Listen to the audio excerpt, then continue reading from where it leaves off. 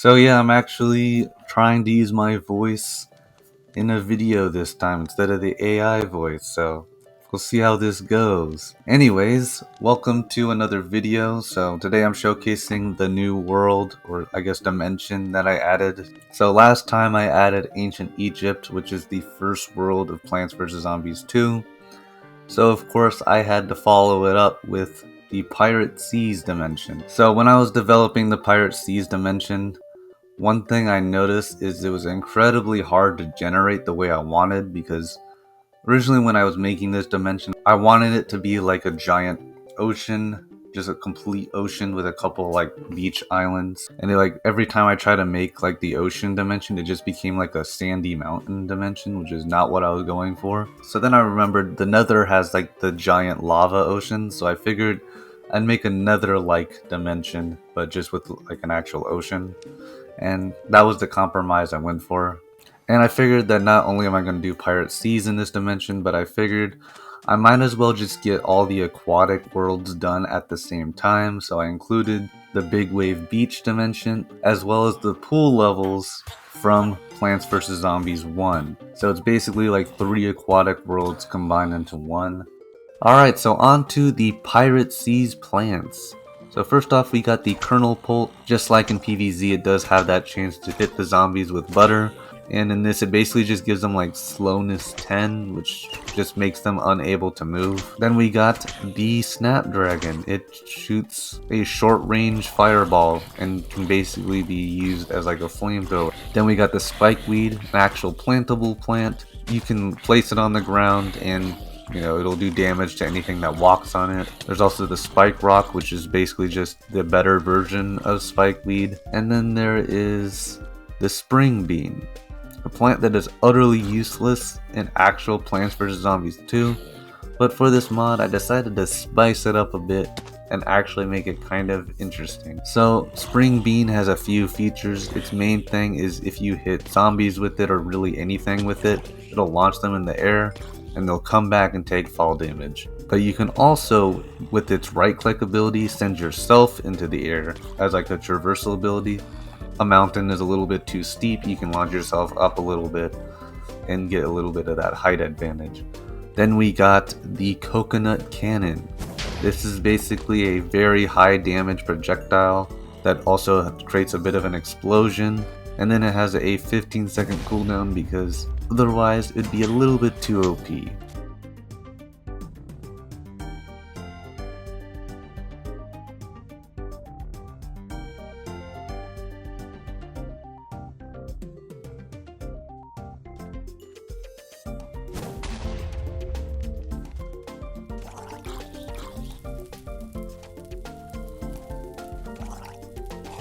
Onto the zombies. So of course you got the basic pirate zombie, the cone heads, the bucket heads, and even the brick heads. What are the actual special zombies? There are 3 of them.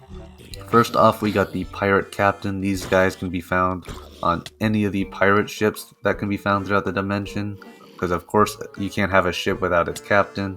Their main ability is that anytime you do damage to them, they do have a chance to spawn a zombie parrot. This zombie parrot has very low health. You can basically one-shot it with about anything.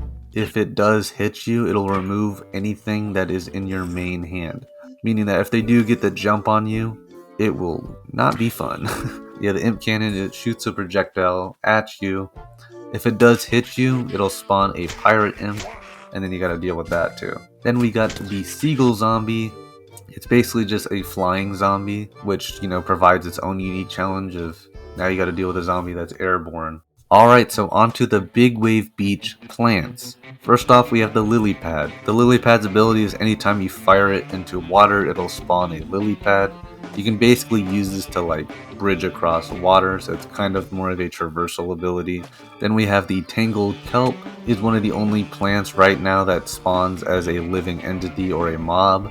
It can only exist in water, and it'll basically do a high amount of damage anytime it comes to contact with that of a zombie. Then we have the Bowling Bulbs. So these ones, it basically has a chance to fire 3 different projectiles.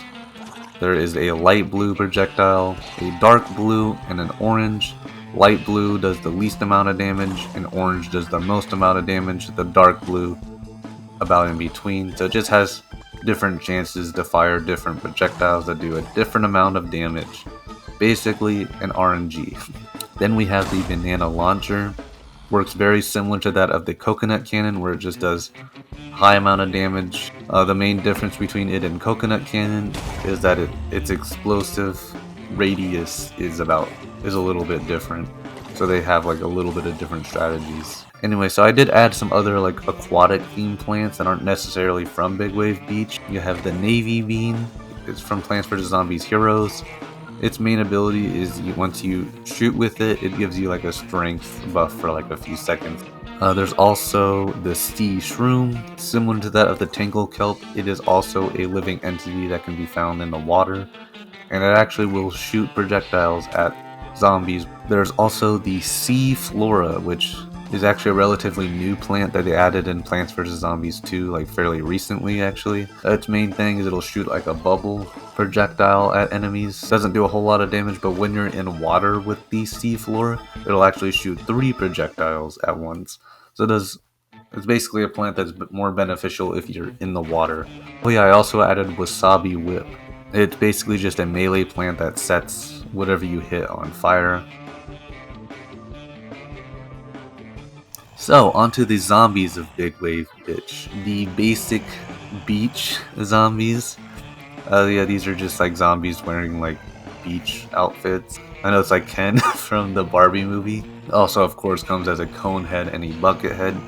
I really only added one special zombie, and that is the Octo Zombie. I honestly had a lot of fun making it just because I think it... So the Octo Zombie, its main ability is it'll throw a projectile at you. If it does hit you with that projectile, it has a high chance of removing anything in your main hand, similar to that of the Parrot Zombies. And not only will it remove an item from your inventory, but it will spawn like a little octopus. This is to basically try to recreate the ability the Octo Zombie has in the actual game, where they throw an octopus, traps your plant, and then your plant can't do anything until the octopus is destroyed. The main thing with the Octo Zombie is that it will drop sushi, which is a food source you can use in this dimension. Sushi's only main purpose is it'll give you water breathing when you eat it. If you craft the regular sushi with a Wasabi Whip plant, you'll unlock spicy sushi, so you'll get water breathing and fire resistance. That's really the only main like special zombie I added, besides the mini boss, which is Neptuna. It's actually a character from Plants vs. Zombies Heroes. It's like one of the zombie heroes is Neptuna. It's like the mermaid zombie. She can be found in a like fish bowl. Only main drop she really has is she guarantees a trident when you defeat her. And in her like fishbowl is a barrel that has riptide, so every dimension has its Gargantar. Now, for those of you that may be not familiar with the boss system that I implemented for this mod, basically every Gargantar is like the boss of whatever dimension. So for example, the base Gargantar is kind of like the boss of the overworld. Once you defeat it, you unlock the world key to Egypt. You go to Egypt, you find the Egyptian Gargantar, you defeat that guy. Then he drops the Pirate Seas key. Use that to get the Pirate Seas.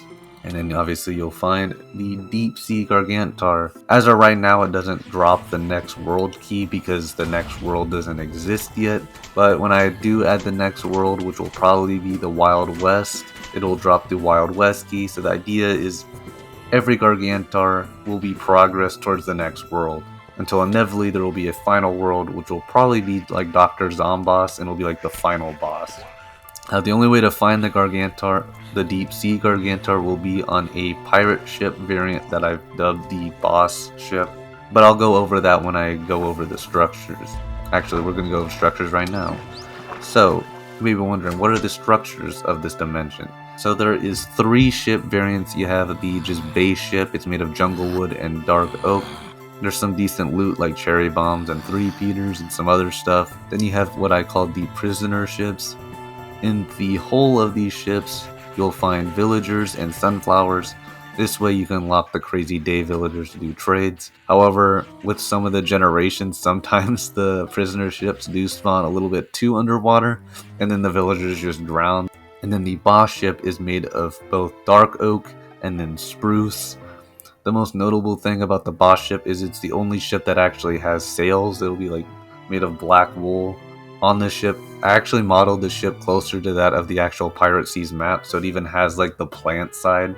But yeah, on that ship will also be the Deep Sea Gargantar. It's kind of in like a prismarine cage.